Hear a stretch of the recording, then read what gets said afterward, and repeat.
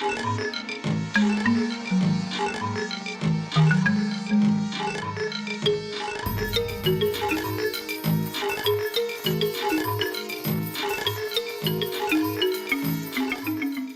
programa Contraponto desta semana vai debater justamente a lei que entra em vigor, ou entrou em vigor, melhor dizendo, no dia 11 de novembro, a chamada Reforma Trabalhista. Conosco hoje o professor Fabrício Ivo Aita, ou ao contrário, professor Fabrício Aita Ivo, que é do curso de Direito. Tudo bem, professor? Tudo ótimo, prazer. Satisfação tê-lo aqui conosco. Obrigado. Viu? Também conosco o professor Alexandre Macar, do curso de História. Tudo bem, professor? Saudações, tudo jóia. E também o professor Thales Pereira, do curso de Ciências Econômicas. Tudo bem, professor? Tudo bom, obrigado pelo convite. Uma satisfação tê-los aqui conosco, lembrando que o programa Contraponto tem a participação de uma série de professores que hoje não puderam estar presentes, o professor Larissa, o professor Lissandro, o professor Sandro Maines e também o professor Paulo Ferroni, mas hoje os professores que aqui estão vão debater justamente os aspectos positivos e negativos, ou o que de fato passa a vigorar agora em relação à lei trabalhista. Eu começo então com o professor Fabrício, que é justamente especialista na área do direito do trabalho. Professor, o que de fato muda com essa nova legislação, onde muitas pessoas temem os reflexos dessa nova legislação, mas ainda muitos não sabem exatamente o que vai impactar com a reforma apresentada, que agora já está em vigor? Bom, prazer estar aqui com os colegas, prazer estar aqui contigo, podendo discutir esse tema. No que diz respeito ao que mudou e aquilo que a gente tem em relação à reforma trabalhista, primeiro é de se destacar que a legislação trabalhista no Brasil, ela tem um mesmo diploma legal, uma mesma lei que regula tanto a parte de direito material do trabalho, que são os direitos que as pessoas têm, 13º, férias, horas extras, os direitos materiais, como o direito processual do trabalho, que envolve a forma como o trabalhador vai poder pleitear esse direito caso ele não tenha, durante o contrato de trabalho, respeitado o pagamento da hora extra, o pagamento das férias. Então, a mesma legislação trata do direito material, do direito processual e de um outro aspecto do direito do trabalho, que é o direito coletivo do trabalho, que são as questões de relações sindicais, organização do sindicato, formação do sindicato, atuação do sindicato na negociação coletiva. A legislação que foi aprovada, a Lei 13.467, ela tanto trata de direito material, como de direito processual, como de direito coletivo do trabalho. E altera significativamente pontos importantes do direito material, remuneração, do direito material, jornada de trabalho, que são pontos que interessam diretamente ao empregado. E de direito processual, questões importantes como o acesso ao próprio Poder Judiciário, daquele empregado que não recebeu aquilo que deveria receber, a possibilidade de poder pleitear com ou sem o benefício da justiça gratuita, pagar ou não pagar pelo custo de uma perícia judicial. Então são questões que também foram objeto da reforma. E também o financiamento dos sindicatos, as fontes de receita do sindicato, aquilo que mantém o sindicato. Então são 3 pontos que a gente tem da reforma. Acho que a gente pode fatiar na discussão em relação a qualquer um deles e ver aspectos positivos e aspectos negativos. No que diz respeito ao direito material do trabalho, uma questão que é uma preocupação é a questão da jornada de trabalho. A reforma prevê, por exemplo, que a gente possa instituir uma jornada de trabalho de 12 horas consecutivas de trabalho, sem intervalo, porque caberia ao empregador, se quisesse, por exemplo, remunerar, indenizar aquele período de intervalo, por 36 horas de descanso. Isso é um ponto muito polêmico, em que a jornada de trabalho fica muito além daquele limite normal de 8 horas. É um dos pontos. A questão da remuneração, por exemplo, parcelas como prêmios, que antes eram gratificações ajustadas entre o empregado e o empregador, que possuíam natureza remuneratória, agora passam a ter uma natureza indenizatória, ou seja, não entra na base de cálculo do fundo de garantia, do 13º, que também, por outro lado, chega a ser um pouquinho contraditório com o discurso do Estado de que a Previdência Social ela carece de recursos e, ao mesmo tempo, o Estado abre mão de recursos que vêm diretamente da folha de pagamento dos empregados. Então, também é uma questão a se discutir. Da parte de direito processual, me parece que o maior problema é uma tentativa da legislação de, por vezes, intimidar o acesso do trabalhador ao Poder Judiciário trabalhista. Eu acho que não só como professor de Direito do Trabalho, Direito Processual do Trabalho, mas também como professor de Direito Constitucional e como advogado trabalhista, a gente tem que pensar, sim, em que se busque menos a justiça do trabalho, mas porque o empregado está tendo respeitado seus direitos. Não que o empregado se sinta, de alguma forma, intimidado por qualquer medida de socorrer-se da justiça do trabalho e poder ter concretizado aquilo que eventualmente não houve durante o contrato de trabalho. Então essa é uma preocupação. E por fim, no que diz respeito à organização sindical, nós temos uma proposta de reforma de pontos da legislação que são pautados pela negociação coletiva e, contraditoriamente, a reforma ela acaba por retirar uma das principais fontes de custeio dos sindicatos, que é o imposto sindical, a contribuição sindical propriamente dita, sem a qual a gente sabe que muitos dos sindicatos vão ter dificuldade na manutenção daquilo que é básico, como a própria conta do aluguel do sindicato, o empregado do sindicato, e vão precisar buscar outras formas de se manter atuando. Então, acho que em vários pontos a gente precisava de alguma modificação, mas pessoalmente considero que 7 meses para tramitar um projeto de lei dessa importância, ela é uma reforma que deixa muito a desejar. Ela precisaria ter tido um pouco mais de seriedade, um pouco mais de discussão, para que efetivamente a gente tivesse uma reforma madura, uma reforma que contemplasse os direitos dos trabalhadores, o interesse das empresas, porque nós precisamos, obviamente, sempre entender que o trabalhador ele depende da empresa, assim como a empresa também depende do empregado e precisa que essa relação ela seja uma relação simbiótica entre empregador e empregado. Não pode ser nem parasitária por lado do empregado, nem predatória pelo lado do empregador. É necessário essa relação mais simbiótica entre empregado e empregador. Então, acho que faltaram alguns pontos, algumas coisas a gente não sabe como o judiciário vai receber, se é que vai receber. Outros pontos ainda demandam de uma, quem sabe, elaboração pelo governo federal de uma medida provisória, que chega a ser meio que surreal. O governo está aplaudindo a entrada em vigor de uma reforma da legislação trabalhista e dizendo que, bom, nós já estamos aprontando uma medida provisória que vem para regulamentar aquilo que a reforma trabalhista trouxe. Então, isso é uma piada. Não tem como a gente tratar com seriedade uma reforma que o presidente da República, quando vem a público para falar da reforma, diz: existem pontos agora que nós vamos elaborar uma medida provisória para regulamentar. Então, ou se faz algo com seriedade, com maturidade, ou a gente vê que nós continuamos nesse processo de elaboração das leis no nosso país, que é ou se discute, não se faz nada, ou se faz às pressas, a toque de caixa, sem uma responsabilidade, sem um cuidado maior, e acaba se aprovando lá uma legislação que é importante, porque é a nossa vida. Todos nós, de uma forma ou de outra, ou somos trabalhadores, ou somos empresários, enfim, dependemos do direito do trabalho, e mesmo com todo esse impacto, se hoje nós formos falar com 10 profissionais da área jurídica, da área econômica, enfim, nós vamos ter em vários pontos 10 opiniões diferentes e vamos ter poucos pontos de consenso em relação à legislação. Então, acho que nós temos muito ainda para discutir no que diz respeito à reforma trabalhista.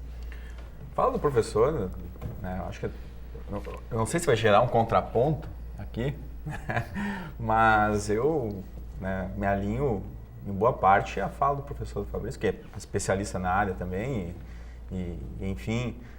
Agora, uma questão importante que o professor destacou, e que eu acho que isso o telespectador observa, é que, 7 meses para passar uma reforma que mexe com a vida das pessoas, que mexe com a sociedade como um todo, não é um tempo adequado, ainda mais num governo que não foi eleito, para fazer esse tipo de ação.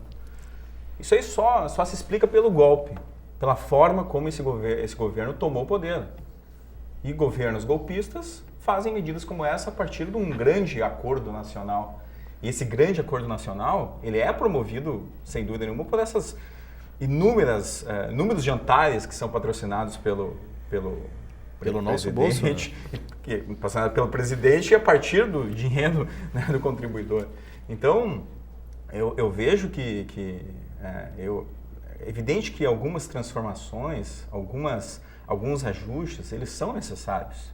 Né? Isso é importante, não apenas para a questão dessa reforma do trabalhista, mas para a própria reforma previdenciária.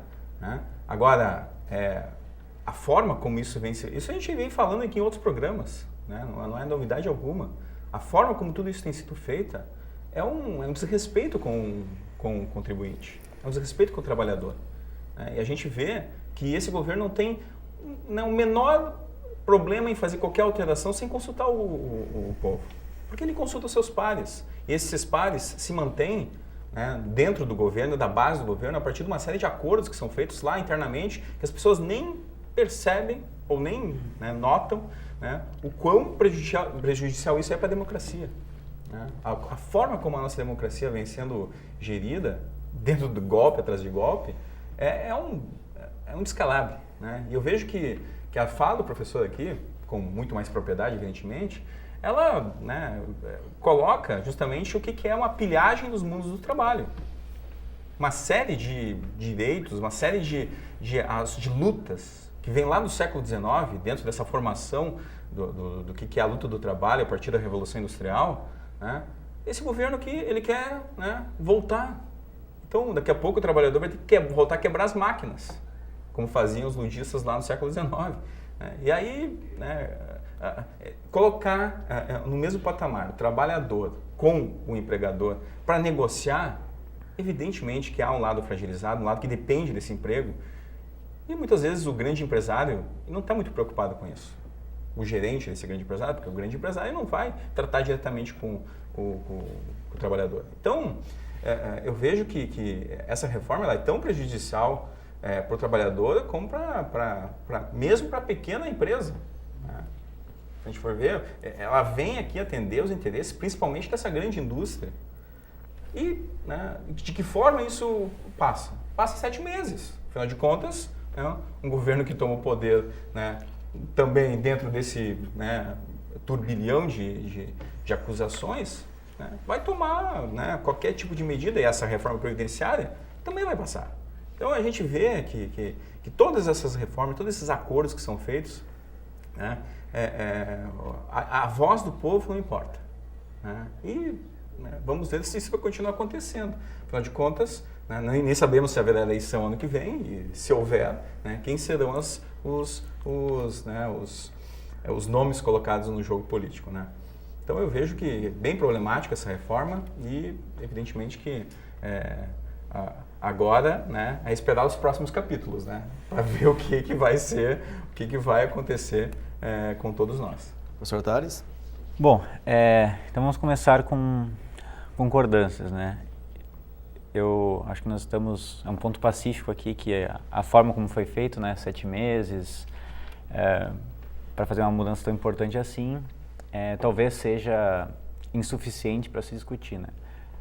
Mas uma das coisas que eu queria chamar desde o início aqui, então, já sobre esse ponto específico, é o seguinte: a gente está discutindo basicamente mudanças na CLT, a gente está discutindo qual é que vai ser feito no FGTS, a gente está discutindo qual é que vai ser feito, por exemplo, do trabalho intermitente na contribuição previdenciária, que é uma coisa até onde eu entendo que está um pouco cinza a definição disso. Então, por outro lado, a questão é a seguinte: tanto a CLT quanto o FGTS foram estabelecidos em regimes não democráticos, né? Então, eu acho que esse argumento de que a gente está acabando com os direitos dos trabalhadores simplesmente porque nós estamos vivendo num regime não democrático, o que eu não concordo, em parte, tá? Eu não sou nem um pouco a favor do governo atual, mas eu não concordo que a gente esteja vivendo um momento não democrático no país. A questão é, por que se o pressuposto é ruim porque o governo não é democrático, por que nós estamos defendendo direitos adquiridos que foram estabelecidos por governos não democráticos também? Então, o pressuposto de que é democrático, não é democrático, é bom ou ruim, nessa questão da legislação do trabalho não se sustenta. Afinal, FGTS 1966, início do governo militar. CLT 1937, início do Estado Novo, ditadura das Vargas. 2 momentos não democráticos do país que fizeram essas mudanças. Então, uma das coisas que a gente sempre parte do pressuposto é o seguinte, que qualquer mudança, especialmente em regimes políticos ou partidos que a gente não gosta, que geralmente é o caso, acho que aqui todos nós estamos de acordo, é que vai ser ruim.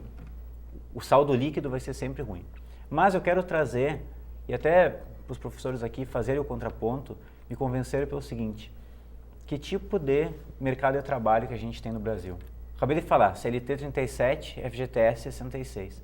A gente tem um mercado de trabalho que metade da população não está nesse mercado de trabalho formal. As regras que existem hoje, que foram estabelecidas, incorporam só uma parte da população, há décadas já. Esse sistema que a gente tem não funciona. Ele não funciona. A gente pode discutir se na margem a parte A, B ou C da reforma é positiva ou negativa.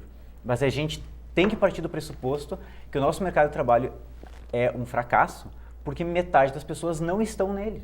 Então, se metade das pessoas não estão no mercado de trabalho, a gente não pode partir do pressuposto que mudanças que nem essas vão ser necessariamente negativas para todos os trabalhadores.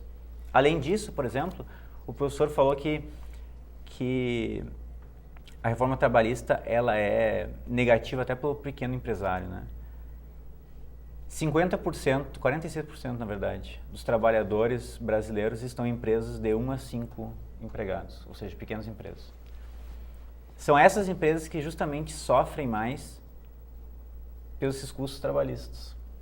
Então a gente pode discutir então se vai ser benéfico ou não para o grande empresário, essa figura que a gente tem que definir melhor também. Quem é esse grande empresário? Porque a maioria das pessoas elas estão empregadas não em empresas que são donas por grandes empresários.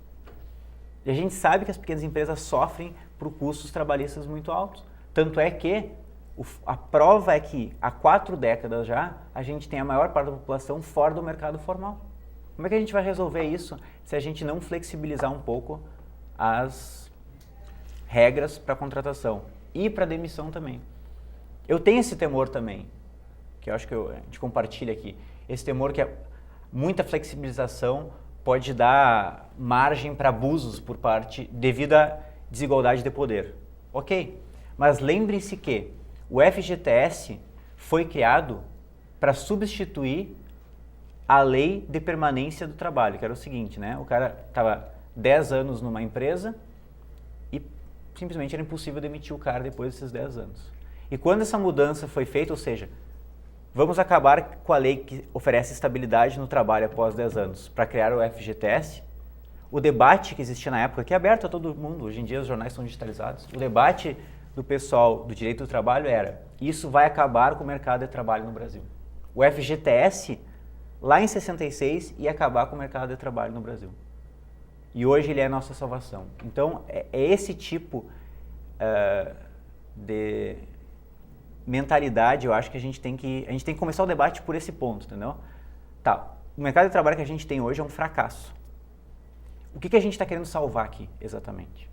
Essa é a provocação inicial que eu queria fazer. Quero só destacar, que concordo com a perspectiva histórica que o professor coloca ao destacar os governos de 37 e de 66, onde passou a partir de uma própria base constitucional que foi feita nesses períodos, esses tipos de lei.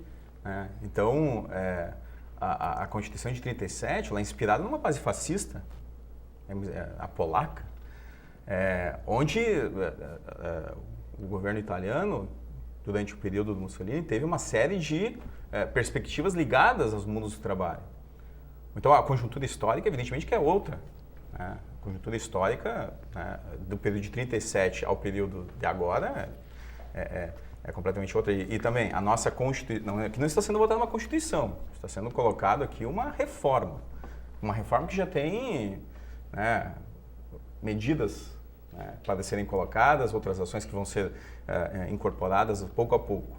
Então, eu acho que é evidente que é importante pensar que esses governos são e foram governos autoritários, Mas as conjunturas históricas eram outras. Até não havia no Brasil uma perspectiva que regulasse boa parte desses universos do trabalho. Foi o Getúlio Vargas, e é por isso que alguns consideram ele o pai dos pobres, né, um dos precursores dentro desse ponto. Outro lado, o Brasil estava no período de industrialização, né, a conjuntura era muito diferentemente do que nós temos hoje, que São Paulo é uma grande potência no sentido de ser o centro de boa parte das indústrias do Brasil. Então, naquela época, São Paulo ainda estava se desenvolvendo. Então, evidentemente que primeiro tu vai ter o problema e depois tu vai começar a colocar, né, os pontos para tentar resolver esses problemas. Então, eu considero a fala importante, professor, mas claro que as conjunturas históricas, elas, né, podem nos levar a pensar que, bom, então nós não podemos discutir, né, se essas ações foram tomadas dentro de governos autoritários. Perfeitamente, podemos tomar sim, podemos contrapor, podemos pensar até que forma, ou de que forma isso foi pensado dentro desses governos, mas considerando o período histórico que eles estão, né, tratando. Então, claro que pensar em 1966, né, um governo que deu um golpe e depois deu um outro golpe, né, não permitindo uma eleição, né, que estava toda sendo fomentada, né. A base dessa Constituição, ela né, tem uma série de pontos ali que são até da pena de morte, né, pode ser colocado ali, né, dentro de uma brecha que pode ser pensado, né, foi permitido isso no Brasil, né. Então, eu vejo que as medidas aqui que nós estamos falando no hoje, né, claro que vão tomar essas questões ideológicas presentes e não existe política sem ideologia. Essa ideia de pensar que né, o que o outro fez é sempre pior, isso sempre vai existir. Né? Agora, de que forma isso vai afetar o trabalhador, que também tem o seu posicionamento ideológico, tem a sua percepção, é que, né, tem que ser levado em conta. Para a gente tentar... Eu só gostaria de fazer duas considerações. Assim, uma, Jorge, em relação à questão da elaboração democrática ou não da legislação. Gostemos ou não, a legislação ela foi aprovada por um Congresso Nacional que, quem sabe, seja de fato o pior Congresso que a gente já teve, mas quem elegeu o Congresso Nacional de forma democrática, legítima, fomos nós. Quem compôs essa Casa do Povo e o Senado Federal fomos nós. Então foram os nossos deputados, os nossos senadores que aprovaram a reforma da legislação trabalhista dessa forma. Então, ainda que a gente possa ter um déficit, de repente, de qualidade, nós não temos em relação à legitimidade deles para que eles, né, elaborem essa legislação. Então, a questão me parece muito importante é que este Congresso ele vai ser muito provavelmente, na sua maioria, reeleito nas próximas eleições. Eu posso assegurar isso para vocês, que tenho a impressão que dificilmente vai acontecer algo muito diferente do que aconteceu nas câmaras de vereadores que nós tivemos nas eleições municipais passadas. Então, a questão de qualidade no Congresso, eu não tenho expectativa em relação a uma superação disso. Acho que é por isso o debate também tem que ser no que diz respeito à questão de fundo, né? A matéria que se está reformando. Quando o professor Tales ele fala, de fato, da legislação trabalhista em regimes não democráticos, teria só alguma consideração, professor. Acho que só um reparo. A CLT de 43, final já do governo do Getúlio Vargas, e consolida um movimento histórico que viria ou não com o presidente Getúlio Vargas de forma democrática ou não, porque era um momento histórico de implementação, me parece, de determinados direitos sociais que vinham de uma superação de um modelo de Estado liberal e na concretização de um Estado um pouco mais social, que trouxe direitos, mas que esses sim, na sua essência, eles demandam um déficit também de elaboração. Tanto é que é a CLT, Consolidação das Leis do Trabalho. Nós não temos um Código de Direito do Trabalho, nós não temos um Código de Direito Processual do Trabalho, nós temos uma compilação de legislações que já existiram e já existiam naquele momento e que elas foram compiladas. Então, Então não se chegou de uma hora para outra, tipo num passe de mágica do presidente, então, na época, o Getúlio Vargas, bom, a partir de agora vocês vão ter uma legislação trabalhista. Ela já vinha sendo construída, né?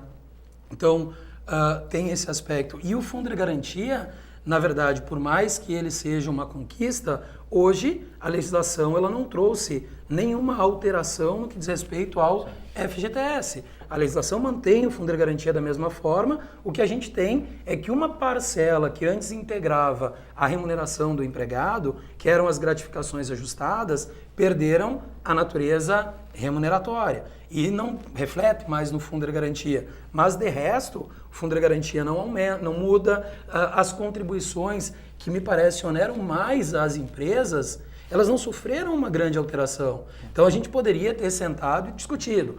Por quê? Que nos últimos, vamos esquecer os últimos 5 anos da nossa história, vamos pensar nos últimos 15 antes desses 5, vamos pegar um período maior de 20 anos. Por que quando e de que forma as empresas estavam, as montadoras, vendendo carro, que não tinha mais lugar para colocar carro, por que não se falou na reforma trabalhista naquele momento?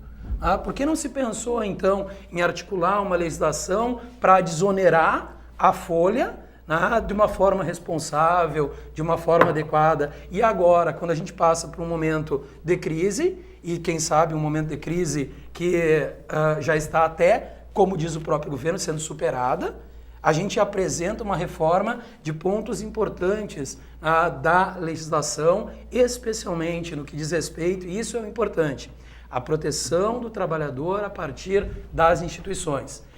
Eu acho que nós podemos discutir de forma positiva ou negativa qualquer legislação. A gente pode achar vantagens e desvantagens na oneração ou desoneração para o empregador, mas achar vantagem na possibilidade do empregado não poder se socorrer do Poder Judiciário para discutir aquilo que ele entende que é devido ou amedrontar o empregado na hora de propor uma ação, isso é preocupante. A gente não pode pensar em formas de reformar a legislação sem incluir o trabalhador, sem trazer ele para debater. Tanto é que uma crítica que o Judiciário hoje faz da alteração da legislação, porque eu também tomo um certo cuidado para falar de reforma da CLT. Se fosse para reformar a CLT, a gente tinha escrito uma nova legislação. A gente não iria alterar alguns artigos e a gente continua com uma legislação que as pessoas dizem a legislação trabalhista ela era desatualizada. Bom, ela continua, porque a CLT continua sendo de 1943. Nós não temos uma legislação de 2017 que, de forma organizada, vai tratar, por exemplo, como trata a CLT. A CLT ela é tão desorganizada e bagunçada que ela começa falando de empregado e empregador, depois ela fala de jornada de trabalho, depois ela fala de férias, depois ela fala de um pouco de tudo, para depois falar de contrato de trabalho. O artigo que trata de contrato de trabalho, ele é o 442. Primeiro a gente trata de jornada no 59, depois a gente trata de férias no 130, depois. Então, se a gente pretendia, de fato, reformar e dizer que é a nova CLT, como a gente compra agora, vou lá na livraria e compro uma nova CLT. A nova CLT é de 1943. Se perdeu uma oportunidade de forma, eu digo, responsável e com um amplo debate na sociedade, a gente trazer em que pontos a gente precisa reformar a legislação. Será que não seria importante a gente repensar a figura dos sindicatos? Eu vi muitas críticas aos sindicatos, né? Eu advogo, inclusive, para alguns sindicatos de empregadores, e aí eu via a questão relacionada, por exemplo, ao número de sindicatos no Brasil, que é o país que mais sindicatos tem no mundo. Eu não sei de onde é que as pessoas tiram exatamente esses dados, né? No Brasil tem 17 mil sindicatos. É o país do mundo que mais tem sindicato. Aí eu pergunto, qual outro país no mundo tem sindicato de servidor público? Qual outro país no mundo tem sindicato de empregador? Porque nesses 17 mil que a gente joga, está lá o número de sindicato de empregador também. Me parece que se a gente descontar sindicato de servidor público, que não utiliza como regra a CLT, e descontar sindicato de empregador, por quê? Porque os empregadores também veem importância e vantagem em se organizar em forma de sindicato. Nós vamos ficar com o quê? Com um número que é bem inferior àquilo que se propaga. Então, acho que a gente deveria ter mais clareza em relação a esses números, em relação à forma como o dinheiro que mantém os sindicatos ele é administrado, como ele é fiscalizado, mais transparência e não simplesmente dizer, olha, a partir de agora o empregado tira de bom da reforma trabalhista que ele não precisa mais pagar contribuição. Então é o que ele ganhou, ele não tem mais que descontar aquele dia. Mas e quanto isso vai ter de impacto realmente na possibilidade do sindicato ter condição de negociar? Porque essa é a desarticulação do sindicato, professor, né? Então, essa é a lógica desse governo. Então, quando eu estava falando, eu pensei, bom, querem individualizar a luta do trabalhador. Não é mais uma luta coletiva, é uma luta individual, onde o sujeito vai buscar as suas vantagens. Eu acho que é só pra gente, porque a gente já está com cerca de 30 minutos de programa e, na verdade, o tema é tão complexo e tão profundo que até agora eu fiz uma pergunta, que foi justamente, não foi nem uma pergunta, foi, na verdade, uma colocação para a gente começar a detalhar alguns pontos e o assunto ele se estende e eu fico muito feliz pela participação de vocês justamente pelas diferentes formas de aprofundamento, desde histórica, desde conceitual do direito do trabalho, desde a questão econômica, mas onde a gente pode ver pontos de vista diferentes. Mas eu acho que é também importante a gente se colocar no papel de quem vai assistir esse programa e no papel do empregador e do empregado, que ainda está muito curioso, de fato, do impacto que essa reforma, por enquanto podemos chamar de reforma, digamos assim, porque é a forma com que se foi nominado, mas que já está em vigor. E eu digo isso, professores, porque a gente poderia até fazer a questão do registro histórico, por exemplo, que a gente conversava anteriormente ao programa, professor, que existe alguns acordos internacionais que falam, quando se fala em reforma trabalhista, exige a participação do empregador, do empregado e do Estado. E me parece muito claro que nesta reforma em questão, a figura do empregado ela não existiu nessa discussão. Tanto que há ainda muita confusão em relação a essa reforma. Por isso que eu acho importante a gente também colocar de que forma as pessoas terem consciência do que agora está valendo. E acho válido, professor, inclusive, daqui a pouco, trazer algum aspecto positivo, justo dessa questão do rigor, para quem está fora dessa faixa do mercado formal, o que pode vir tornar a positivo esse índice, mas também o que pode vir para quem está nessa faixa de mercado a vir a se tornar preocupante. Justamente só por essa questão de enfraquecimento dos sindicatos, que parece que é uma forma justamente de fortalecer mais um lado da história com essa reforma que foi apresentada e está em vigor agora. Mas, por favor... Eu só queria fazer também um reparo, concordo com o professor, a questão da data de 1943, eu só mencionei 37 pelo seguinte, porque a discussão da CLT foi estabelecida em 1937 junto com o salário mínimo. A ideia de existir um salário mínimo no Brasil surgiu em 37 e foi implementada justamente em 43. Eu estou trazendo esse ponto porque a questão do salário mínimo nessa discussão, ele é muito importante pelo seguinte. Como eu falei antes, a gente teve a CLT ali em 43, década de 40, e foi estabelecido, por exemplo, o professor citou a questão da justiça do trabalho, né? A maior parte das pessoas da década de 40, 50, 60, elas só tinham acesso à justiça do trabalho se elas fizessem parte de sindicatos, por exemplo. Então já foi colocado esse ponto, né? O problema é o seguinte, até na década de 70, menos de 10% dos trabalhadores estavam vinculados a um sindicato. Ou seja, a gente tem um problema que persiste até os dias de hoje e que a maior parte das pessoas não são representadas por nada, por nenhuma lei trabalhista, elas estão à margem da sociedade. Tá? E por que elas estão à margem da sociedade? Porque o custo do trabalho é muito caro e a produtividade do trabalhador brasileiro é muito baixo. Logo, eu não vou pagar o salário mínimo estabelecido pela lei e esse cara vai ser jogado na informalidade. Essa é uma realidade que é indiscutível no Brasil durante todo o século XX e perdura ao longo do século XXI. Então, eu trouxe essa questão do salário mínimo, porque o salário mínimo, a gente tem evidência, por exemplo, tem um estudo que analisa qual é que foi o impacto do aumento do salário mínimo entre 2001 e 2009. Tá? E a questão é, o que a gente vê mais uma vez? Que o aumento do salário mínimo joga parte da população, aumentou o setor informal em 30%. Então, salário é determinado por produtividade, oferta e demanda. Não adianta eu estabelecer simplesmente, magicamente, um custo maior para contratar o cara, que o empregador vai aumentar o salário dele. Então, por isso que eu falo o seguinte, eu concordo com essas questões que ambos os professores trouxeram.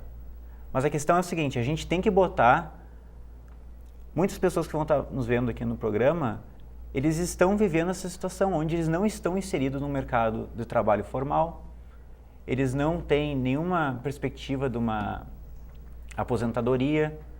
Então, esse também é um dos problemas dessa reforma trabalhista, eu acho que, agora concordando com a fala inicial do professor, de que não foi feita uma reforma da Previdência ao mesmo tempo que a reforma trabalhista. Né? Pelo seguinte, porque essa reforma trabalhista vai diminuir a tributação sobre o trabalho e vai diminuir a receita da Previdência. Nós já temos um buraco considerável na Previdência. Então a ideia é que no curto prazo vai piorar a situação da Previdência. Né? Então, como não, a questão da Previdência ela envolve interesses muito mais fortes que a questão trabalhista, a questão da Previdência foi deixada de lado. Então, Professor, parece que a reforma da Previdência e a reforma trabalhista, a reforma da Previdência foi o bode na sala. Vamos falar da reforma da Previdência e vamos passar a reforma trabalhista. Vamos conversar agora da Previdência Social, porque nós vamos reformar. Ninguém reformou a Previdência até agora. Não vai se reformar a Previdência da forma como o governo falava. Eu tendo sempre a acreditar nas pessoas. Eu tendo a acreditar no presidente Michel Temer quando ele fala. Eu tendo a acreditar em todas as pessoas que eu parto. Mas não que vai viver 140 anos. Assim, pois é, de repente ele até chegue lá, né, professor? Mas veja, eu tendo a acreditar na honestidade das pessoas. E aí eu vejo que o governo que se propõe a reformar, porque ele diz que é importante reformar a Previdência, pelos argumentos que ele sustenta, ainda que o relator da proposta de reforma da Previdência discorde, mas ele diz que é importante. Então, se ele diz que é importante a reforma da Previdência, como se reforma a legislação trabalhista diminuindo a arrecadação? E eu também pergunto, professor Tales, até por curiosidade, o quanto o custo do empregado é realmente o custo mais alto para o empresário. Por quê? Porque eu penso no custo do salário do empregado e eu penso em quanto representa a contribuição que o empregador tem para a Seguridade Social, que é maior do que o Fundo de Garantia, que é maior do que o salário propriamente do empregado, porque se o empregado recebe um valor mais alto, ele contribui uma parcela para a Previdência, mas a contribuição da empresa é sobre a folha, que é muito maior. Quanto a empresa contribui sobre o faturamento, sobre o lucro líquido, sobre tudo. E nesse ponto, quanto representa o custo do empregado? Será que realmente o empregado ele é o maior custo que o empresário tem? Ou uma parcela do custo, como o aluguel do imóvel onde ele está instalado, também é custo. O empregado é custo. Mas quanto? Porque até nisso a gente tem muita divergência. Né? Eu via durante muito tempo as reformas da legislação trabalhista de quem dizia, para cada R$1 que o empregado recebe, ele custa outro real. Tá, mas onde é que está escrito isso? Onde é que, o quanto é esse outro real? É pelo 13º? Será? É pelas férias? Será? Porque eu também não vejo os empresários dizendo assim, nós temos que terminar com o 13º. Nós queremos que o 13º seja pago em 12 vezes. Por quê? Porque grande parte do empresariado sabe que o empregado usa o dinheiro do 13º para fazer uma compra maior. Então não é também ali que vai estar o prejuízo. Não sei se... Mas, sim, não. Vou começar pelo 13º, tá? Eu acho que o 13º é o que menos importa aqui, porque qual é que é o cálculo que o empresário faz? O cálculo que o empresário faz é o que qualquer um de nós faz. Que é o seguinte, quanto é que eu tenho que pagar pelo cara por ano? Se é R$50 mil por ano, se forem 12 vezes ou 13 vezes, não importa. O 13º é o seguinte, eu só divido por 13 o que eu ia dividir por 12 antes. Então a gente sabe disso, né, que não tem um custo o 13º porque simplesmente o salário mensal do cara vai diminuir. Né? Mas a questão é, qual é que é o custo do trabalho para as empresas? Essa é um excelente ponto, porque daí a resposta é, depende da empresa. Para a empresa grande, não é um custo considerável. Por quê? Porque empresa grande, geralmente, tu tem um alto nível de produtividade, tu tem uma alta relação de capital-trabalho, ou seja, tu investe muito mais em máquina do que em trabalhadores, então o custo relativo do trabalhador é mais baixo, mas a questão é que metade dos trabalhadores estão em pequenas empresas, de 1 a 5 trabalhadores. E nessas pequenas empresas, e boa parte desses estão no setor de serviços. Então, no setor de serviços, o componente trabalho é o maior custo de quem emprega. Então, nesse caso, sim. Nesse caso, o custo do trabalho é muito alto. E é por isso que o setor de serviços, normalmente, começa a jogar o pessoal para a informalidade. Porque o cara que está contratando, ele, sei lá, eu tenho uma pizzaria, eu tenho 3 trabalhadores. Se aumentar o custo do trabalho, ou ele vai demitir o cara, ou ele vai jogar um desses caras na informalidade. Mas será que, e dentro desse cenário, será que a terceirização ela não acaba vindo de uma forma nefasta também para o empregado? Porque se antes ele tinha a formalização e ele tinha essa, pelo menos, condição de trabalhar, no momento que se terceiriza, e pensando na terceirização como parte das reformas, a gente não vai entregar esse posto de trabalho para uma empresa que vai estar trazendo esse trabalhador que, por mais que diga, agora ele vai estar formalizado, mas ele será que não está sendo, na verdade, precarizado e servindo única e exclusivamente para tapar um buraco que antes era ocupado por alguém que tinha uma carteira de trabalho assinada com maiores garantias? Porque, ainda que eu veja a questão do 13º, a minha família tem um pequeno negócio, tem um estabelecimento, e eu vejo o drama deles na hora de pagar o 13º no final do ano. Por quê? Porque por mais que a gente veja de forma escalonada quanto ganha, é no final do mês de dezembro, lá em novembro, que o empresário está apavorado juntando um troquinho dali, um troquinho de cá para pagar o 13º. Então, as férias, a gente vê agora uma das reformas, até por curiosidade para o pessoal entender, se mudou a forma de concessão das férias.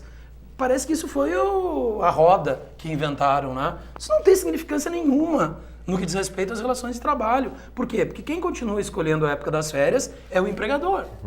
Então, se eu digo assim, que bom, agora eu vou poder parcelar as minhas férias em 3 vezes. Opa, quem escolhe a época das férias é o empregador, não é o empregado. Então, isso não é uma vantagem.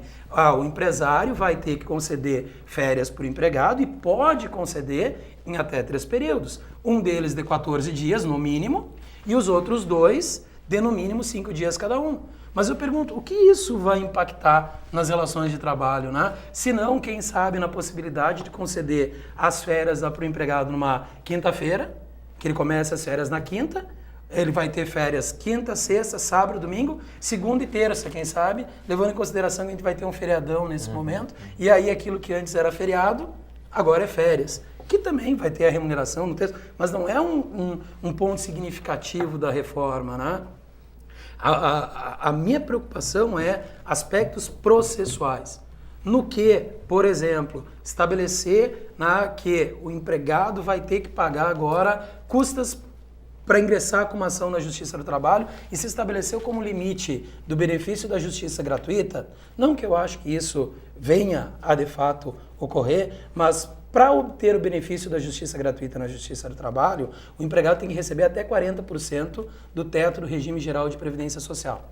Mais do que isso, ele tem que provar que depende, o que precisa do benefício. Isso é uma questão muito polêmica. Se eu falar com o empresário provavelmente vai dizer, mas é justo que ele pague. Por quê? Porque se ele não é pobre, ele não tem assegurado o benefício da justiça gratuita. Mas de que forma isso vai ficar compatível com o que ele tem, por exemplo, na justiça comum? Quando ele vai postular e que vai ser pobre para a justiça comum uma pessoa, enquanto que na justiça do trabalho a gente vai ter uma definição de pobreza muito mais restrita do que até na própria justiça comum. E óbvio que eu estou pegando um ponto assim de exclusão. Eu acho que nós temos que ter preocupação também com a questão do sindicato e da possibilidade de ter a representação, né? O nosso sindicato é extraordinário. Eu não sei se os colegas são associados ao sindicato. Nosso sindicato, o Sindicato dos Professores das instituições de ensino superior, devolve para os seus associados um cheque com os 60% da contribuição que o Estado arrecada e repassa para o sindicato. O Simpro devolve isso. Então, o Simpro é um sindicato organizado que não depende daquela contribuição. Eu tenho vantagens de ser associado a esse sindicato. Então, isso vai ser uma demanda interessante, né? As pessoas buscarem no seu sindicato uma instituição que os represente, que traga vantagens. Quem sabe, sobre esse aspecto, a gente vai ter um ganho. Porque eu não gosto só de ver coisa negativa também. Eu acho que a gente tem que ver coisas positivas, né? O sindicato vai ter que buscar oferecer um serviço de representação, vamos dizer assim, mais adequado. Só que daí eu penso, até que ponto isso não vai gerar também a preocupação para os empresários? Por quê? Porque o sindicato vai começar a propor ação civil pública em defesa dos interesses dos empregados contra as empresas. Não vai ser mais só o empregado movendo a ação individual, porque também a gente vê lá na comparativos Brasil e Estados Unidos, Justiça do Trabalho. Ah, não dá para comparar. Claro que não dá para comparar. Nos Estados Unidos, um empregado ingressa com a ação representando todos da sua empresa. E aí, claro, é uma ação, só que atingiu 300 pessoas. Quem sabe aqui a gente tenha isso também a partir da atuação do sindicato. O sindicato buscando direitos que são direitos dos empregados e não direitos individuais. Até que ponto essa reforma não vai ser também lá não vai ter um efeito reverso naquilo que pensa o empresário? Eu lembro quando a bancada ruralista se organizou para elaborar uma lei dizendo que as propriedades rurais invadidas, elas não poderiam ser desapropriadas. O MST invadia a propriedade que era propriedade improdutiva. Por quê? Porque chamava atenção para aquela propriedade improdutiva e aí o Estado via ali uma oportunidade para desapropriação. A bancada ruralista se organizou, bom, vamos desapropriar. Vamos proibir a desapropriação da propriedade invadida. O que o MST fez? Nunca mais invadiu a propriedade improdutiva. Só invadiu a produtiva. Por quê? Porque a produtiva não poderia ser desapropriada. Então, muito diferente daquilo que ele imaginava, aconteceu. E eu acho que também a questão da reforma trabalhista, a gente pode ter transformações que a gente não imagina. Porque não é o direito do trabalho que cria postos de emprego. Eu não tenho essa ilusão de que alterou o direito. Por mais que eu acredite no presidente Michel Temer, eu não concordo com tudo que ele diz. E eu não concordo que alterando a legislação trabalhista como um passe de mágica, nós vamos gerar emprego e renda.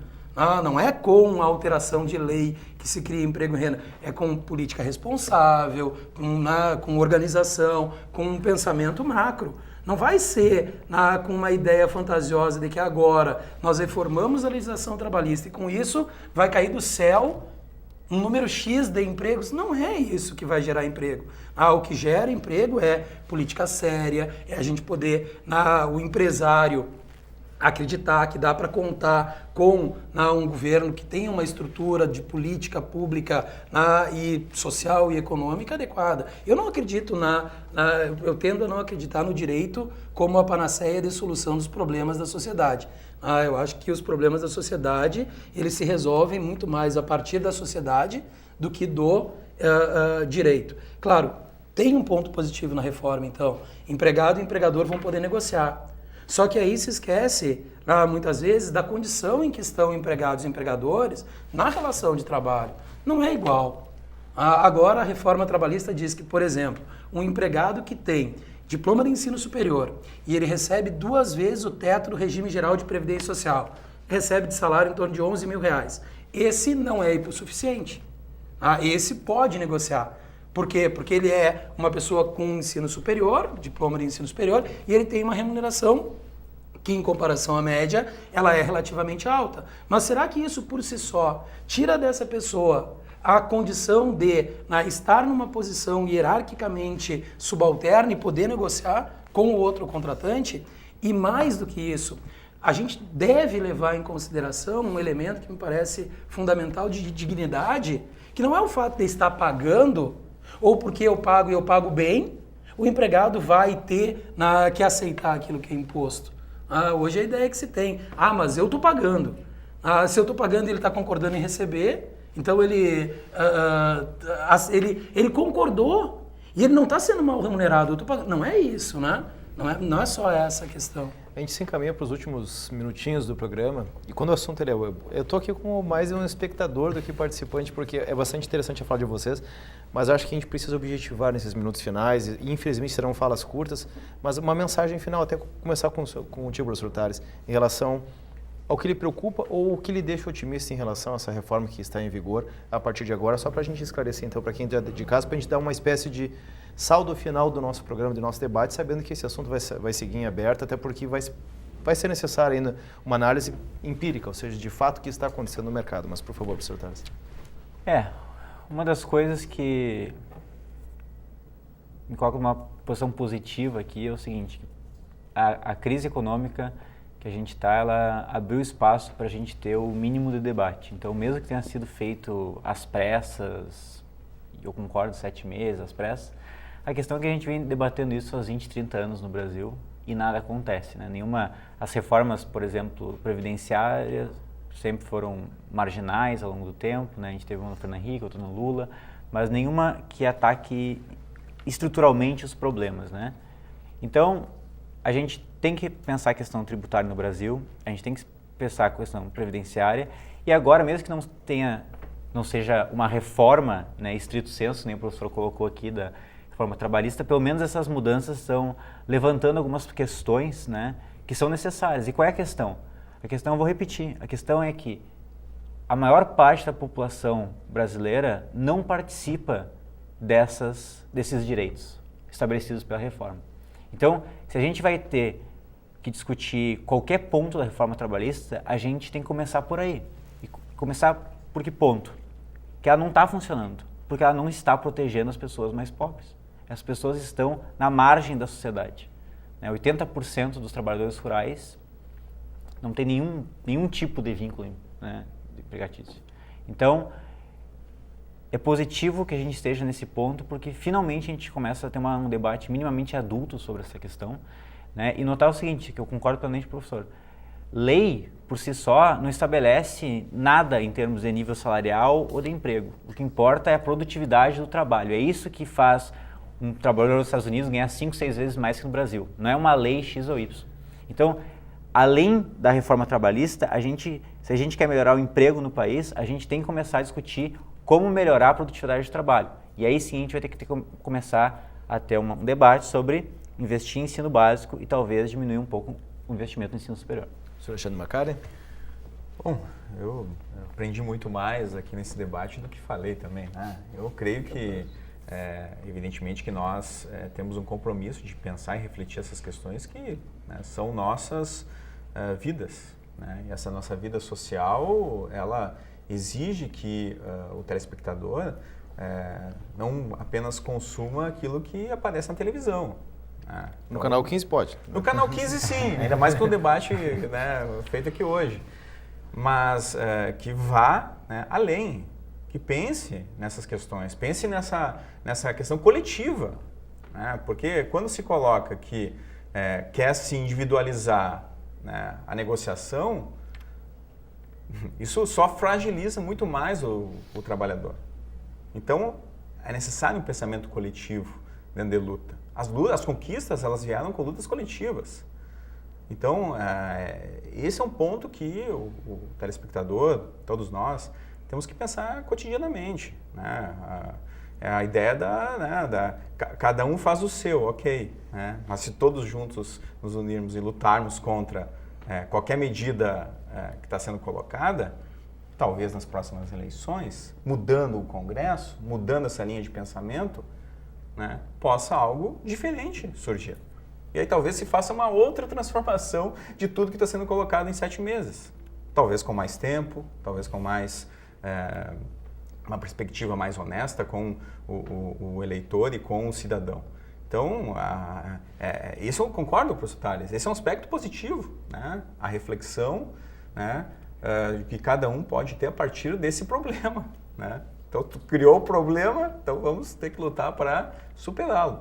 E, né, confio muito, né, que o cidadão vá cada vez mais pensar em estratégias de superar sistemas, superar qualquer tipo de ação de cima para baixo que está sendo colocada dessa forma. Sr. Fabrício, 2 minutinhos para encerrar? Tá certo, agradeço a oportunidade de debater com os colegas. Debater não, de conversar, eu acho que esse é o ponto positivo, né, da reforma, a gente está discutindo aí direito do trabalho. Por outro lado, me parece que se a gente está discutindo, é uma pena que a gente tenha começado a reforma pelo direito do trabalhador, né, que é um direito que foi conquistado, que é um direito que o trabalhador tem de anos e anos de luta, e aí, na hora que vamos dizer assim, se propaga a ideia de crise, o primeiro a pagar a conta, então, é o trabalhador. Então, isso eu lamento. Mas, por outro lado, também a gente tem que sempre ver que a ideia da crise ela é de transformação, ela é